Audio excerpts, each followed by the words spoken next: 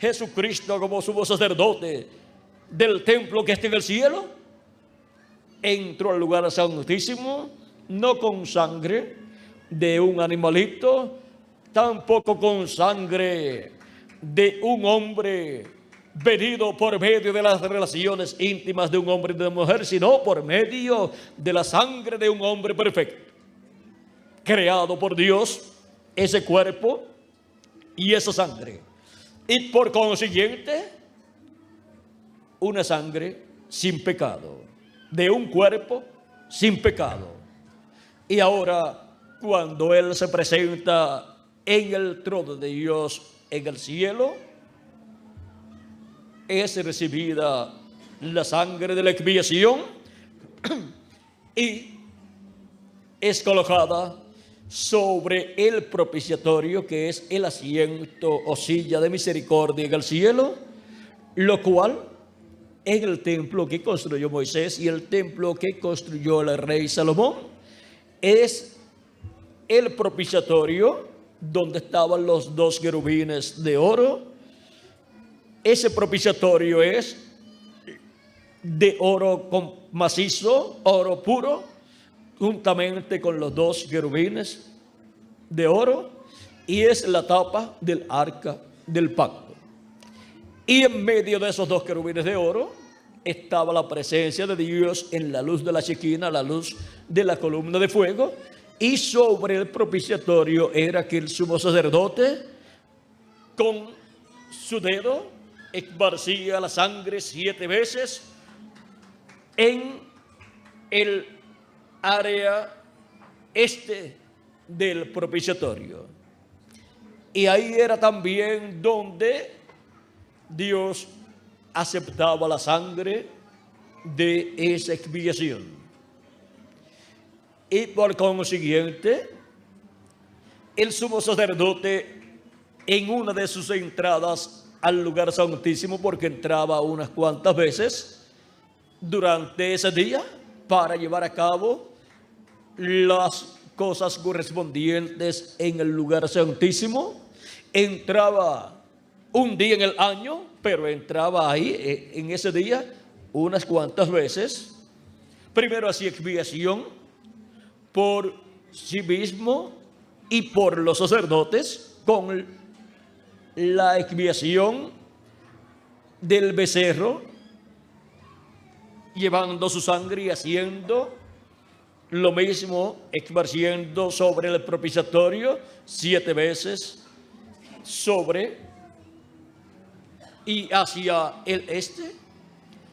Y luego también encontramos que entraba con las vestiduras correctas. Y cuando nos habla de las vestiduras correctas para entrar allí, son de lino. Y el lino representa la justificación. La justificación o justificaciones de los santos.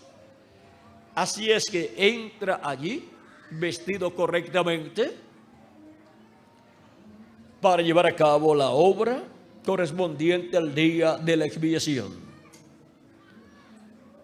Encontramos que el sumo sacerdote es también la persona, el hombre que tiene escrito el nombre eterno de Dios. ¿Y lo tiene escrito dónde? En su frente, en una lámina de oro donde dice santidad a Jehová. Y el sumo sacerdote, cuando salía del lugar santísimo, se quitaba esa vestidura y se colocaba otra vestidura. La vestidura que era con oro. Y cuando se colocaba esas otras vestiduras, estaba como el novio allí en el templo de Dios. Pero cuando tenía que entrar al lugar santísimo, él tenía que colocarse otras vestiduras, las que corresponden a la labor del lugar santísimo, que son de lino. Y Cristo, encontramos que luego de efectuar su sacrificio en la cruz del Calvario, vean ustedes, en el templo, el sacrificio del macho cabrío se efectuaba, ¿dónde? En el atrio, donde era el lugar para efectuar el sacrificio y donde estaba el altar del sacrificio, donde eran quemados los sacrificios. Y ese sacrificio del macho cabrío, luego de tomar su sangre y ser llevada al lugar santísimo, ese macho cabrío tenía que ser quemado en el altar del sacrificio, que es el altar de bronce que estaba en el atrio. Y ahora vean el porqué. Para Cristo efectuar su sacrificio, tuvo que venir a la tierra. ¿Por qué? Porque el templo de Dios en el cielo tiene atrio, tiene lugar santo y lugar santísimo, y por eso le mostró al profeta Moisés cómo hacer el templo de tal forma que representara el templo de Dios del cielo. ¿Y saben cuál es el atrio del templo de Dios? Es esta dimensión terrenal.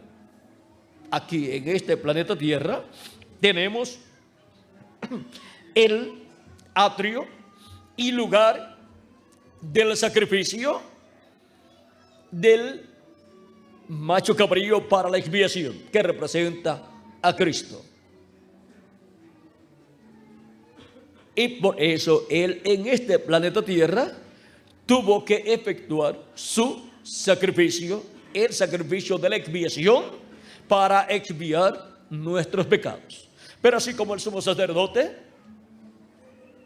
tomaba la sangre de la expiación y pasaba por el lugar santo y luego pasaba al lugar santísimo, con esa sangre la presentaba delante de Dios. Miren ustedes, Cristo pasó del atrio, pasó por el lugar santo, o sea que pasó por donde estaban los santos del Antiguo Testamento, allá en el seno de Abraham.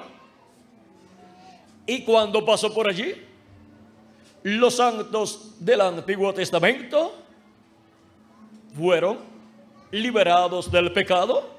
Ya cuando Cristo derramó su sangre en la cruz del Calvario, ya ellos fueron libres del pecado de ellos.